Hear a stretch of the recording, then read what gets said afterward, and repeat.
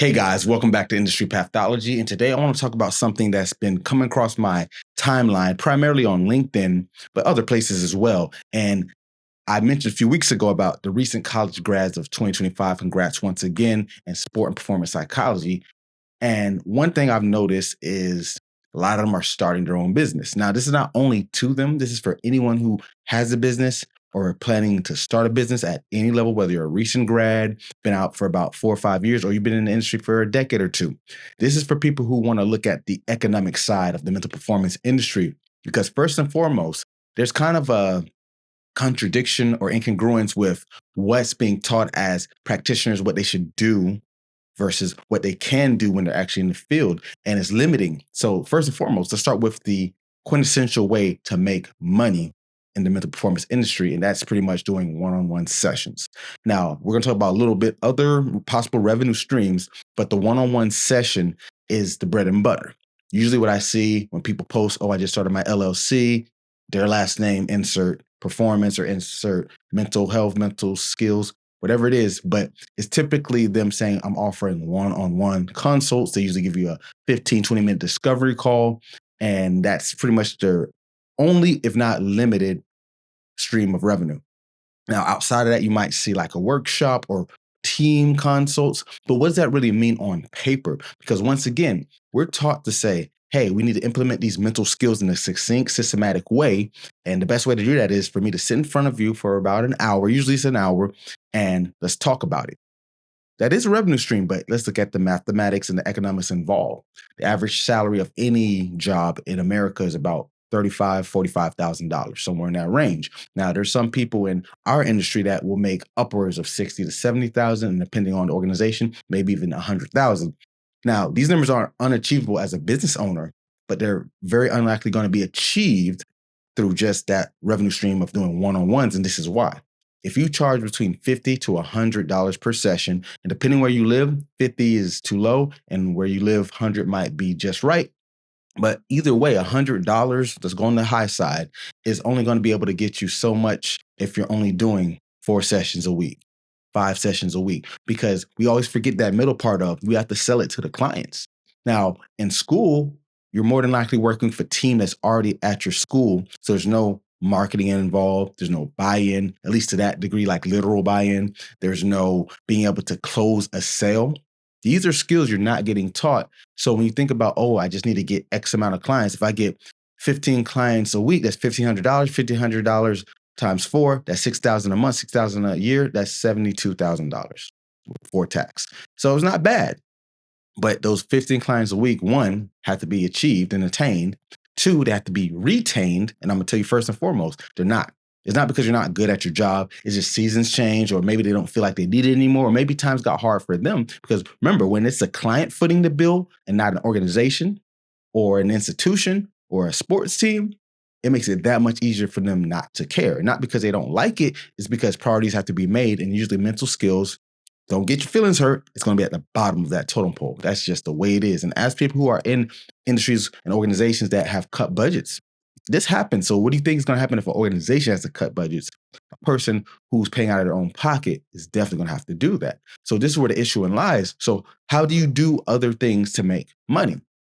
On the other side of this, I see a lot is these people, especially the up and comers who are just getting into their own business, they go ham on the content, which is fine. I'm posting content as we speak, but what is the call to action? What do they get out of it? Like me, this series was meant to get people interested who are in our industry. It wasn't meant to be for the everyday Joe, because they would have no need to know the industry standards and how to navigate through them.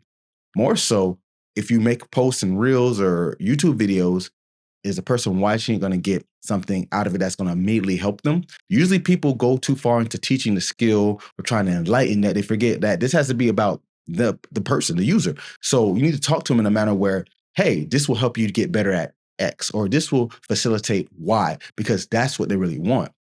Now, once you do that enough, then you'll be able to sell them. And that's where it really comes down to when we talk about marketing. I do content marketing, which is basically this, putting out content that's going to give them something for free, and then you can utilize it to leverage other services or programs or courses or whatever it may be. A lot of times people are too on the nose and they're going to tell you directly, hey, buy my course and this is why, versus, hey, this is what I do.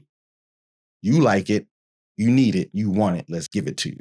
That's how we should do it. So when you open up these doors, when you're making content, it's not just about likes and views. That's part of it because it gets engagement. But it's really about getting the lead generation through direct, content versus, putting out ads, which you can do. But I'll tell you from firsthand experience, ads in this industry is a little bit trickier because it gets conflated with therapy and people don't want that. Or at least if they do want it, they're not going to get it from this. So therefore it gets convoluted. So it's best if you put out any paid ads, it's probably going to give you some leads. But I think the best way personally, this is an opinion, is content marketing where you're just doing what you already do, showing the world, and it generates leads more organically.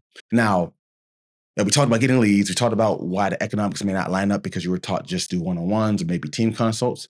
Let's talk about other ways you can do it. I'm going to start with probably the lowest hanging fruit, an ebook. Make a simple ebook that's maybe $3.99 to $10.99, something in that single digit or low teen digits. Because once again, money. We can't ignore the fact that no matter how much someone loves an item or product or service, that money is going to be the differentiating factor.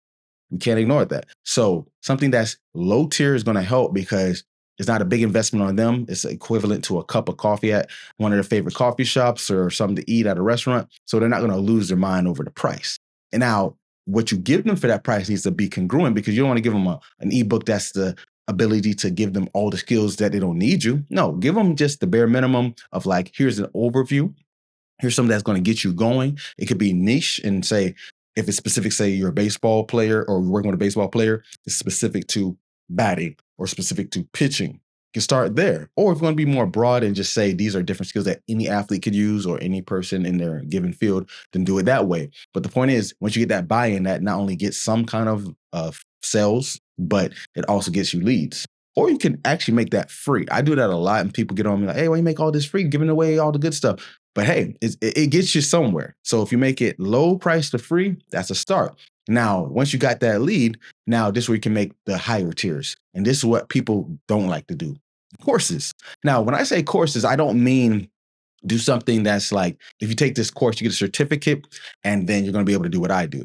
These are not the type of courses I'm talking about. Now, Mind Body One University has courses for practitioners, but it's not to say that there's some certified individuals saying, here's some skill sets that you can add to your practice, whether you're a fitness trainer, a sports psych professional, mental health professional, sport coach, etc.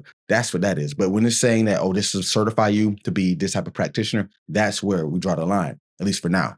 But you should do it as a course for the individual user, direct to consumer. You need to understand these different types of models, B2C, B2B, and B2B SaaS or SaaS. So, but B2C is business to consumer. This is usually what you're doing when you're doing one-on-one. So, of course, it's the same thing. You make the course for the person who's going to use it and get better in their sport or their chosen demographic. And once again, that can be segmented to a niche as well. It's up to you on how much work you want to put in and what type of things you want to offer so you can scale it even more. If you do just certain aspects of a sport, you can do a part series. But the beauty of this is the work is a little heavier on the front end, but on the back end, once the course is done, it's really just you marketing it and promoting it and getting it to the users. You can do bundle sales and then you get teams as a whole. So now you're able to say, hey, this team has 20 people. If I did a workshop for X amount of money, now they can continue getting good service. If they can't say afford to use me all the time, they can buy the course, which could be a more viable price for them. And they still get your services. Because I think we get caught up too much and, oh, they need to get me one-on-one because I have the authority, I have the knowledge, and you do. That's great. But at the same time, you got to meet the people where they're at, and sometimes it's not where you want them to be. And that's funny because we would say that to a client in a performance setting, but when it comes to business, we want to give them what we want. Sometimes what we want them to do isn't what they want or need or what they financially want or need. And we got to take both of those things in consideration. And once again, going back to the whole school, how they teach us, I think they overlook that the client has to have the say. We can't just say, oh, they need to do this or they shouldn't do that, when in actuality, it needs to make sense for what they want. And if we ignore this, are we doing what's best for them? Because a course may be the best fit because some people aren't going to want to sit down for an hour. You're going to have people who love that. I've interns who work with me and they say, I have clients who just want to learn skills. They sit at me like a teacher in a class. I have others who want to really open up the dialogue, and that's great. You can cater to different ones, and that's what I preach. People get caught up with me on saying, do this, do that. No, I'm saying you have a toolkit. Just like you give your clients a toolkit to perform, I want to give people toolkits to say, depending on the population, you can serve as many as you can. As long as it's in your scope of practice, I don't see the issue with that. I know there's different entities that might disagree, but I'm just going off of what's been working for us for over a decade and getting us where we are. So, with that being said, I don't want to give too much for this one, but the main takeaway is figuring out what revenue stream you need to have, or revenue streams, I should say, you need to have, because one isn't enough, first and foremost. And the classic one-on-one is limiting because in order to have a livable wage, you have to get a lot of clients and forget the acquisition of them. Let's say you can acquire them all. Let's just say in that world, you can get any client and every client. You have to actually serve them. And that gets daunting. And it's not saying it's lazy to say, I can delegate this to a course, a workshop, some kind of app. I could talk about apps all day, and that could maybe be an episode if people are interested. But basically, the more revenue streams you have, it's because not just more ways to serve, but things happen in waves and seasons. One season, you might get a lot of people want to do one-on-ones. One season, you might get a lot of people want to do courses. So that way, no matter what time of year, what kind of things are trending, you got something coming in, something coming here and there, some over there. And that way, all together, you start making money. And now you can say, hey, this is looking more and more like I'm self-employed, because it's not yet a business, but at least self-employed, meaning you can employ yourself and pay yourself like you would at any other place. And that's what the real goal is, right? Helping people is great, but we want to be able to support ourselves while doing it. So that's what we're going to go with today. I might cover this topic more because I see there's a lot of people posting, like I said, about starting a new business in the mental performance field. So thanks for tuning in, guys. Have a great rest of your week. And that's my pathology.